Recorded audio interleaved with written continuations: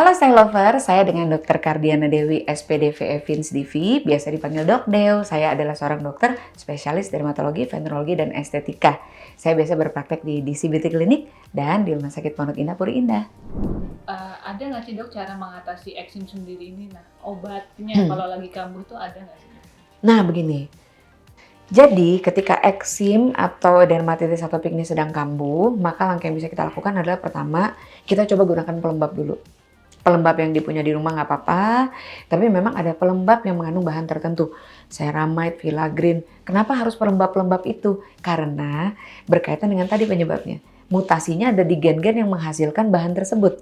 Sehingga kalau kita kasih krim yang fungsinya mengatasi itu, pasti bisa bantu. Namun ketika kita udah berikan pelembab, nah dia tetap merah, tetap gatel dan mengganggu, biasanya memang diperlukan obat. Obatnya apa nih? Mulai dari obat oles maupun obat minum. Obat minum biasanya mungkin secara umum lebih mudah didapat. Jadi adalah obat-obat yang dijual bebas gitu untuk kurangin gatal, bisa dicoba. Tapi ketika krim dibutuhkan, biasanya perlu untuk konsultasi ke dokter. Karena krim-krim untuk mengatasi eksem atau peradangan itu mengandung bahan-bahan yang nggak boleh digunakan dalam jangka waktu panjang. Dan kalau digunakan dalam jangka waktu panjang akan menimbulkan efek samping. Tuh. Oke, jadi cara untuk mencegah eksim kambuh adalah satu tentunya dengan menggunakan pelembab. Kenapa sih pelembab pagi, pelembab pagi? Karena tadi penyebab utamanya ada mutasi yang bikin kulit kita jadi lebih kering. Jadi kalau dikasih pelembab otomatis kita akan membantu untuk mencegah kekambuhan.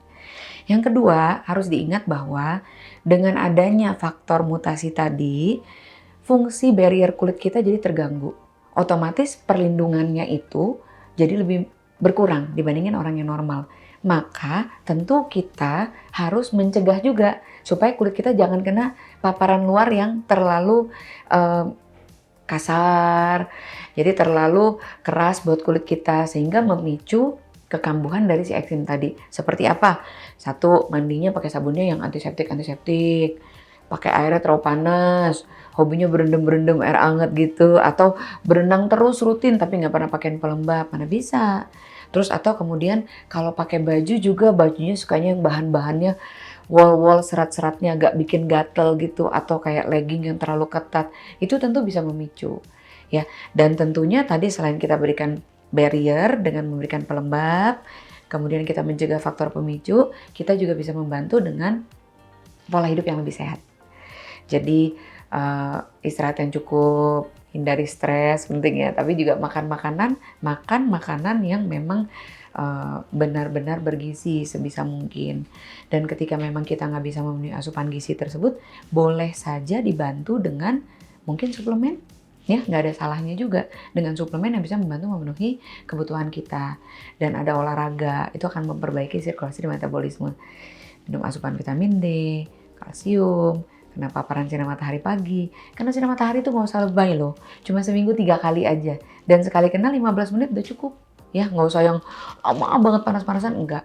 Ya, sebaliknya ketika kita memang kerjaannya sehari-hari kena panas terus, maka ya kita pakai deh sun protection. Bukan cuma sunscreen yang dioles, mungkin yang fisik. Jadi pakai baju yang lengannya panjang. Kalau pasti kena panas ada pakai topi biar kita mukanya eksemnya nggak kambuh.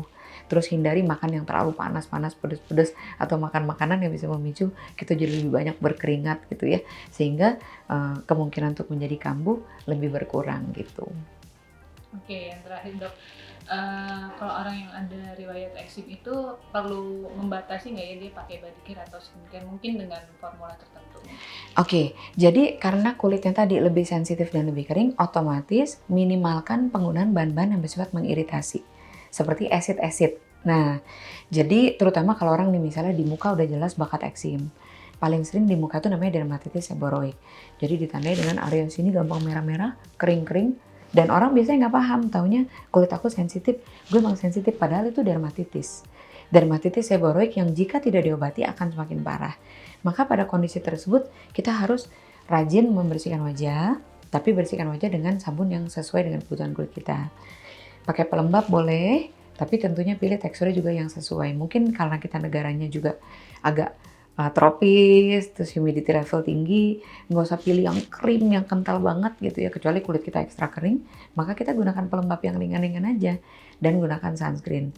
Nah ketika, terutama nih style lovers pengen yang ada efek-efek tertentu deh, yang ada active ingredients, nah itu di situ tantangannya. Gunakan produk yang mulai dari konsentrasi terendah dulu. Kalau mau menggunakan yang tipe acid-acid, boleh dicoba, apalagi kalau baru pertama, style lovers pakai mulai dari konsentrasi paling rendah dan usahakan tidak digunakan setiap hari, apalagi 2 kali sehari. Pagi AHA, malam retinol. Kayaknya itu terlalu diforsir. Artinya ketika kita gunakan seperti itu terus-menerus, mungkin sehari, 2 hari, seminggu, 2 minggu nggak apa-apa. Tapi sebulan, 2 bulan, 3 bulan mulai deh. Ntar pasien akhirnya ngomongnya gini, tapi aku udah pakai ini 2 bulan nggak apa-apa kok dok. Iya, 2 bulan pertama masih belum kenapa-kenapa. Tapi setelah efek asidnya terus-menerus bekerja, kulitnya tergerus terus, skin barrier yang udah terganggu, makin kering, makin mudah iritasi, jadilah blok keluar semua. Maka ketika kita mau menggunakan skincare, pastikan kita menggunakan base pelembab sebelum menggunakan yang ada bahan acid-acid. Jadi pakai pelembab kalau perlu dengan metode sandwich. Pelembab, acid-acid, pelembab lagi atasnya. Kan pasti style lovers udah pada jago nih. Sandwich itu artinya dialasin pelembab supaya kulit kita terlindungi dulu, pakai bahan aktif, dan kalau emang kulit kita kering dan sensitif banget, tambahin pelembab sekali lagi. Dan kita jangan gunakan tiap hari. Jadi selang-seling. Terus kemudian kalau kita mau menggunakan bahan acid, jangan digunakan berturut-turut, tapi diselang-seling dan dikombinasikan. Misalnya pagi boleh pakai yang ada kandungan vitamin C supaya kita mencegah pigmentasi, boleh. Habis itu kalau malam kita boleh gunakan yang mau ada kandungan AHA atau retinol, salah satu gitu. Jadi hindari bahan-bahan yang bersifat mengiritasi, juga pastinya yang ada terlalu banyak pewangi. Ya kadang nggak bisa dipungkiri hampir semua produk ada pewanginya, tapi pewanginya biasanya soft dan lembut. Tapi kalau wanginya terlalu mencolok, terlalu kuat, hindari. Terus kemudian bahan yang jelas ada banyak pengawet. Dan yang kalau bisa pilihnya yang hipoalergenik. Dan biasanya yang ada tulisan dermatologic tested, artinya produknya itu aman dan bisa digunakan dalam kondisi-kondisi umum dan tidak bisa memicu peradangan gitu. Jadi diperhatikan hal tersebut.